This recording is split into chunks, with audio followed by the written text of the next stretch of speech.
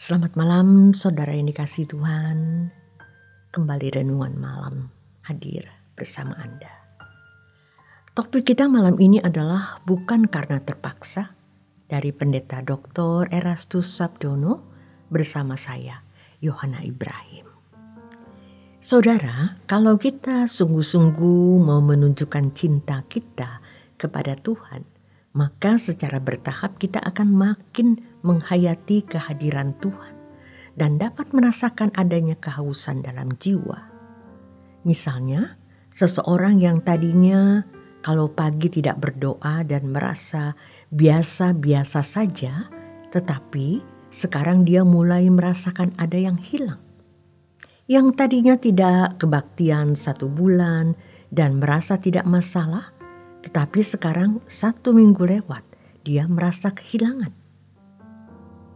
Kita harus belajar mengalami bahwa rasa membutuhkan Tuhan itu bukan hanya di mulut. Mari kita merenungkan kalimat pemazmur yang mengatakan, seperti rusa merindukan sungai yang mengalir, yaitu bagaimana seorang pemazmur yang hidup di zaman perjanjian lama sudah bisa memiliki kehausan akan Allah. Dan dia juga berkata, Tuhan Rajaku, padamu sangat haus jiwaku. Apa yang kita pelajari dari Alkitab dan proses kehidupan yang kita alami, inilah kebenaran yang menuntun kita sampai ke surga. Kalimat seperti rusa merindukan sungai yang berair, artinya sungai itu bukan sekedar pelengkap, suplemen, tambahan atau kebutuhan sekunder, melainkan segalanya. Rusa tidak bisa hidup tanpa air. Merindukan di sini bukan sekedar mengingini dan boleh dijawab atau boleh tidak dijawab. Pengertian merindukan di sini yaitu membutuhkan sebagai kebutuhan yang mutlak. Kita harus menyadari bahwa yang kita butuhkan di dalam hidup ini hanyalah Tuhan, agar kita bisa mengasihi Dia secara natural. Tuhan menghendaki kita mencintai Dia dengan segenap hati, segenap jiwa, segenap akal budi secara sukarela. Kalau manusia mencintainya secara terpaksa, maka Allah tidak bisa menikmati cinta tersebut. Tidak mungkin Allah menerimanya. Kita harus mencintai Tuhan secara natural, sebab hanya Dia yang kita butuhkan. Kita harus menghormati Dia secara patut, bukan karena terpaksa. Tentu Allah memiliki harga diri. Dia tidak memaksa makhluk ciptaan untuk menghormatinya.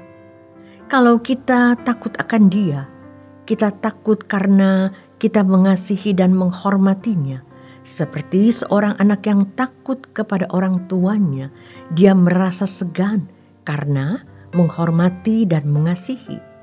Bukan takut karena ancaman tidak mendapat bagian warisan atau karena orang tua lebih kuat secara fisik atau kuat secara relasi dengan pejabat. Sehingga anak itu menjadi takut. Sebenarnya ini bisa menjadi gambaran tentang hubungan kita dengan Tuhan.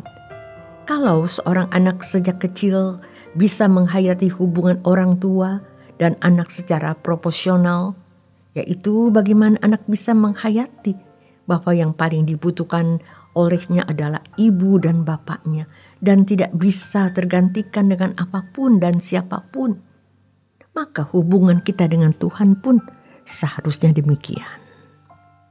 Kita membutuhkan Tuhan karena Tuhan sendiri. Hanya Tuhan yang dapat mengisi kehausan jiwa kita, bukan karena berkat dan kuasanya. Oleh karena itu, jika seseorang benar-benar mengerti apa arti dari Tuhan menjadi satu-satunya kebutuhan, ia pasti tidak bisa memanipulasi Tuhan.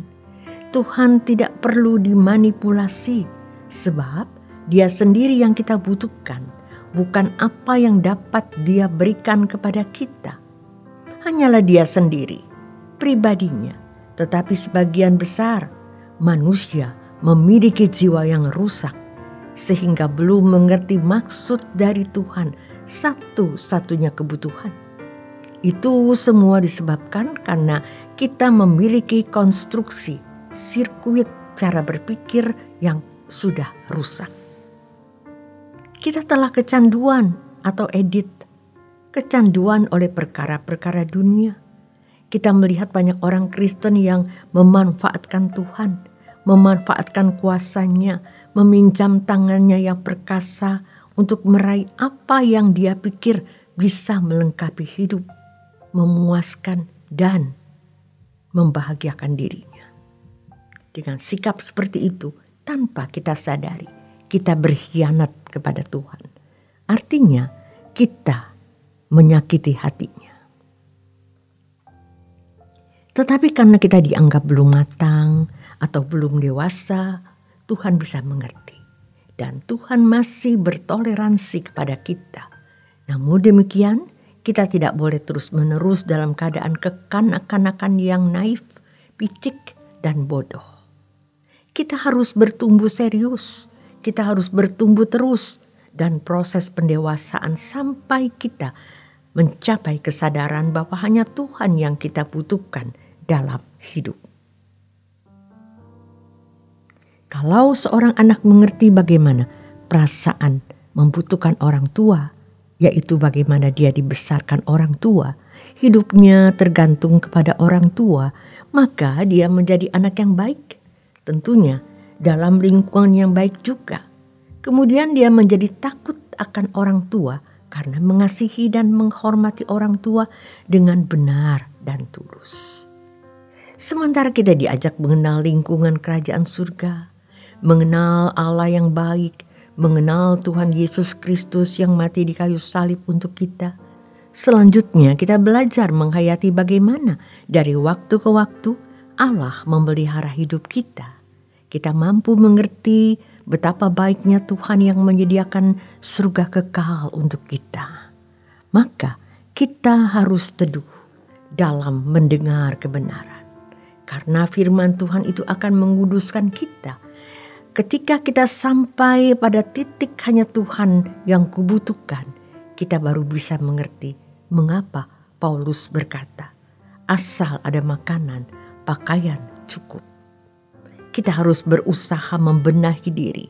Dan melalui kebenaran firman Tuhan yang disampaikan ini, kita dapat mengalami pembenahan diri supaya kita bertumbuh dalam hubungan yang dewasa dengan Tuhan. Kita harus menghormati Tuhan secara patut, bukan karena terpaksa. Demikian renungan malam untuk malam hari ini. Selamat beristirahat, Tuhan Yesus memberkati.